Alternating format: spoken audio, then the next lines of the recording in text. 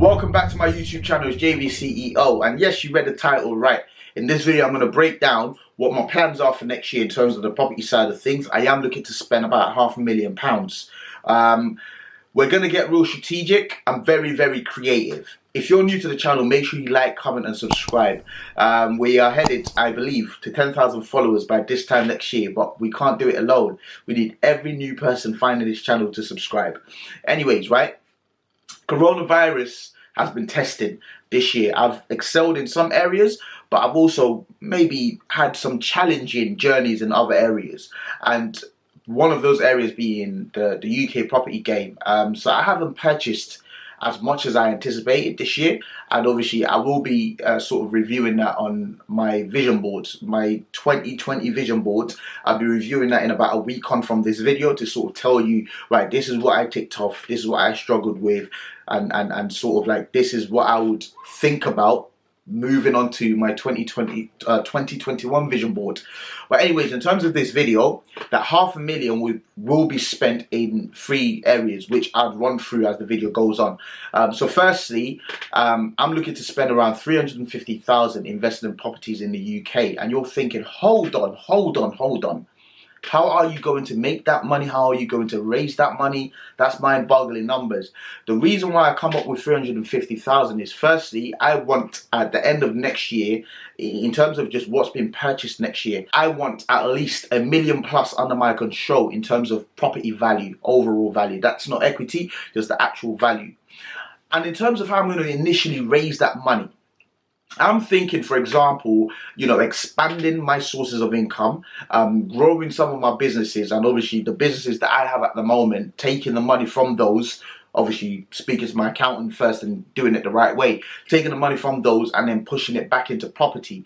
That's one of the ways I'm looking to do that. The second way I'm looking to do that is via a buy to sells, right? So BRRs are great, but the problem with BRRs is sometimes you're not really pulling out what you actually put in, so you're leaving quite a significant amount back in the deal. Obviously, if the deal is very sweet, you can pull out all the money you've invested, all the cash investment you've made into that deal.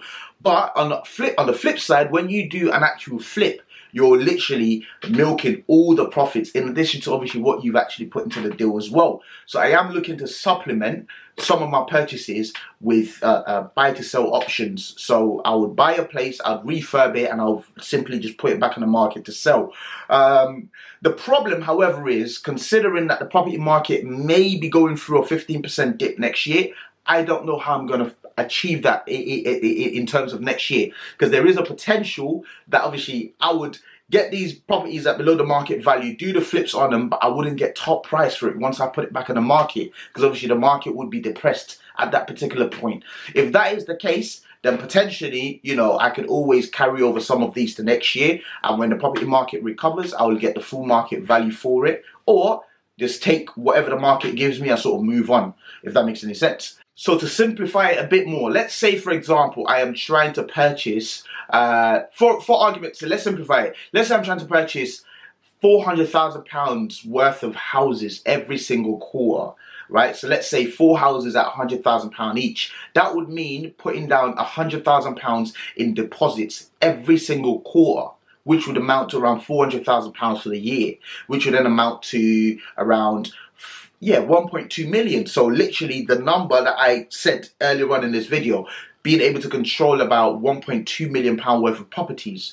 So if I was to do that and I was to incorporate flips, say for example, I said, right, in addition to those, I'm going to use X amount to conduct flips, and those flips would be funding the deposits for these sort of full purchases at 25 grand each at £100,000 houses, right? These flips would be funding it. So if I'm able to do 2 successful flips, for example, making £25 profit per flip, being able to carry over the taxes, write off the taxes, whatever, however we do it, once I speak to my accountant, being able to move those profits in full over here, that halves my effort. That means that the flips are going to make, essentially speaking, £50,000 per quarter, which covers up 2 purchases, and then I can personally fund the other £50,000 for the other 2 purchases. That means in that quarter, I would have controlled £400,000 of new property. or new property deals. And if I'm able to keep that momentum going throughout the year, by the end of the year, I would now be controlling 1.2 million in new property deals, and from that year alone, and I would have around 25% equity in those deals. So that's just my thoughts. I'm looking to adopt, even once I've taken the money from the flips or funded the property purchases through other businesses, I'm looking to rely heavily on BRRs next year. BRRs, that's buy, rehab, refinance and rent. That's basically, in a nutshell, an opportunity to pull out your money out of a deal. Most of your money, if not all of your money, out of a deal. Whatever cash investment you put in, you pull out most of it. So let's say you put in £35,000 in terms of finding the property, putting down the deposit, raising the value through refurb. You're able to pull out maybe 25,000. If I'm able to do that, then essentially speaking, I don't really need 350,000 to purchase all those properties. I probably only need one set of, let's say, 70,000, and I'm recycling that. Let's say 70,000 divided into 2, for example, it's 35,000 each, and I'm just recycling and recycling and recycling that money over and over and over. So that's the plan, right? So it's really working smart, not necessarily working hard. Moving on from that, I don't know if I'll be able to actually accomplish this, but I thought I'd put it in the video anyways. I'm looking at international purchases, most notably Ghana, for example. Ghana, I believe in 2019, moving on to 2020, grew by around, I think, 8.9% in terms of their economic growth. I'm looking at even the Eastern Bloc countries like Romania, Bulgaria, even Albania as well. Albania is forecasted to grow by around 6.9% in 2021. Romania, Bulgaria grew by around 4% in 2020, and even like Portugal, for example. Portugal would be more of a base in Europe rather than an actual investment. But these are the areas I'm sort of considering as well, moving into 2021. The most realistic one of them, I would be honest, I'd probably say is probably the Bulgaria and the Ghana, simply because I already have links in Ghana and I also have links in Bulgaria, and with the properties in Bulgaria being quite cheap, if I come across the right deal and I'm able to get the finance for it, I probably will pull the trigger. However, priority would be in the UK and in Nigeria, as always. And now that takes me on to the third and final part of this video. I am looking to spend around £150,000 investing in Nigeria. Unfortunately, with Nigeria, I can't have any creative BRRs and being able to pull money out of a deal and so on and so forth. In terms of the breakdown of that 150,000, I'll give it to you right now. So I would say 100,000, I'm looking at new purchases, like land purchases. If you guys know me, you know that I'm heavy on the land game. So new land purchases amounting to around £100,000 is what I'm looking to do next year. From the £50,000, I'm looking at commissioning a renovation of one of our properties back home. If you've had me on Snapchat, you would see that last time when I went to Nigeria, I done a small snippet of one of the properties that we own in Nigeria, mammoth property, mansion, right? But you know, I wouldn't say it's derelict, but it needs some work to bring it back to its full glory, back to its full condition. Again, I've not looked into the numbers specifically. Should be meeting with builders early part of next year, and then hopefully starting the project around March next year. But my estimate is that it would cost anywhere between 25 to around 35,000 pounds. So that would leave around 15,000 left of that £150,000 budget. I've always considered the option of potentially building a place in Nigeria. So the place I've just told you about, which needs renovation, is more in the village. I've always considered the option of potentially building my own home, like, you know, that, because that other place, we didn't build it. I mean, we've taken, us being the children of my dad, we've taken a project on, but you know, that's more my dad's property, and obviously we haven't built it, but we are looking to do the renovations ourselves. And in fact, I've within my family taking real ownership of that renovation. But I'm looking to actually create my own legacy and build my own place. And at the moment, I am considering, you know, several areas, especially down our block, being Igbo, so southeast, I believe, if I'm correct. So I'm actually looking at spots where I can purchase an ample amount of land that gives me enough compound, gives me enough space to, you know, be very creative and build my own spot. Because in terms of sort of 5 years moving on, or 5 years on from now, I don't see myself being in the UK much. And I think now would be a great time to sort of invest back home, not just in buying land, but also building my own project. And doubling on from that, I have a lot of land at the moment. They're all empty. I buy it, I fence it, and I just watch the value go up. But I am looking to start doing things like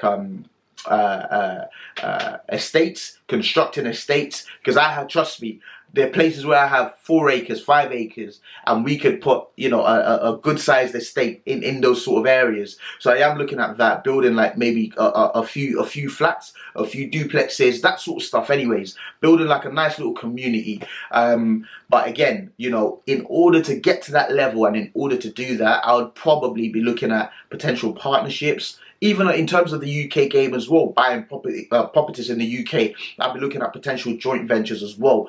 So, you know, if you are interested, if you have things to bring to the table, I'm always open. Just drop me an email. That's contact@JVceo.com. But that, essentially speaking, is my property plan for next year. It's a very rough draft. Over the next couple of weeks, coming into 2021, I'll sort of finalize everything and know exactly, right, X amount goes in here. This is the area I'm looking at. This is how much I'm going to get from refinancing, and this is how much I'm going to put in the deal. And once I refinance, this is the next deal I'll be hunting down. So I would usually plan out the year from January till December. I'd leave room for error, and I'd leave room for adaptation as well, so that as things change, I could be flexible and pivot and stuff. But in a nutshell, this is what I'm looking to do next year. These are the sort of property investments I'm looking to do next year. And you could also, from this video, you could also get an idea of what I'm looking to do moving forward. Because whatever it is that I don't complete this year, 2021, sorry. Whatever things that I don't complete in 2021, I could always carry it into 2022. An example being, I don't think I'd complete the project with regards to building an estate, building flats and duplexes and so on and so forth. I don't think I'd complete that. Or building like a nice little small smart city. I don't think I'd complete that. That's probably like a 3 to 5 year project. But if I can get the right sort of location, get the right information, get the right financial backing behind me, then we could sort of start that journey. So that's that for this video. Thank you for watching. I hope you enjoy this.